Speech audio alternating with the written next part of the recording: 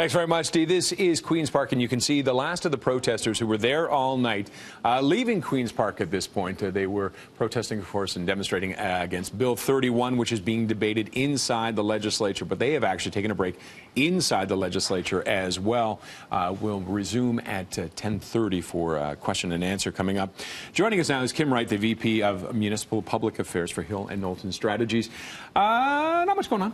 No, easy peasy. What did you do last night? Not much. I went to bed and they had a meeting at Queen's Park. Little democracy. Have you ever heard of that, first of all, that calling a meeting at midnight? Well, the last time we did real midnight sittings at Queen's Park was actually the megacity debate. So I think there's some serendipity to some of this, I guess, that we're back to having conversations about local democracy and local democracy decisions being forced on municipalities. What did you think of his speech in the legislature, the Premier?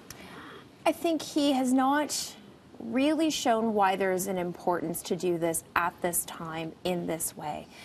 There's questions now whether or not that $25 million savings is actually 25, maybe it's 15, maybe if you ask Sadie Howe, it's actually even less than that, and then all of it being eaten up by court costs. So what is this really about? Is this about efficiency in government? Well, let's have a conversation about what government should do, what governance models should look like, and how can we get on with an intergovernmental program that actually builds affordable housing and transit. And it's been an interesting time because everybody outside of Toronto, it's perceived that they love watching Toronto get put on. But over the weekend, the Premier said he would consider looking at other municipalities as well. And that must have made everybody pause. Well, it did. And in fact, when he was at the Association of Municipalities conference in late August, he said he had no plans to do this to other municipalities at this time.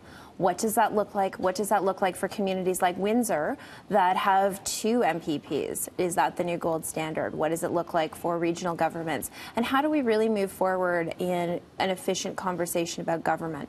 Is this working for the Premier, or is there the risk of this backfiring? Well, I think it will work for him today. What does that look like in the court of public opinion over the course of 4 years? When else will he use the notwithstanding clause? He's talked about not being shy about using it once you open Pandora's box, so to speak. So I think that's a concern for him. He's actually heading down to the ploughing match in my home community of Chatham-Kent later today, so we'll see how this plays in rural Ontario. But I can tell you, people are concerned about what does this mean and what else is he going to get involved in. That frankly, we want to get on with efficiencies of provincial government, not creatures of the province. And will other provinces be looking at this thinking, are we going to suddenly see the notwithstanding clause just explode and everybody's going to start using it? Willy-nilly. I don't know that we'll see an explosion of the notwithstanding clause, but what we saw last week was the Big City Mayors Caucus, which is the 20 largest municipalities across Canada, put out a statement saying this is not the way we have these conversations. And the role of municipalities has really evolved and grown over the last 10, 15 years, where they've taken on more and more responsibilities. Whether they should or not, that's an irrelevant point. They have taken on the mantra of where national governments fail, cities must lead, and they are moving the legislative agenda forward, and frankly also the economic agenda with their GDP rates. And could start a conversation about more power for the municipalities in the action backfire. Kim, thank you very much for coming in. I know we'll be talking to you lots over the next little while. And just a little update here. The protesters, we thought they were leaving. They've actually relocated to the east side of Queen's Park. They want to continue on with this. Let's head upstairs now to Mel with the latest on what is happening at Queen's Park and elsewhere.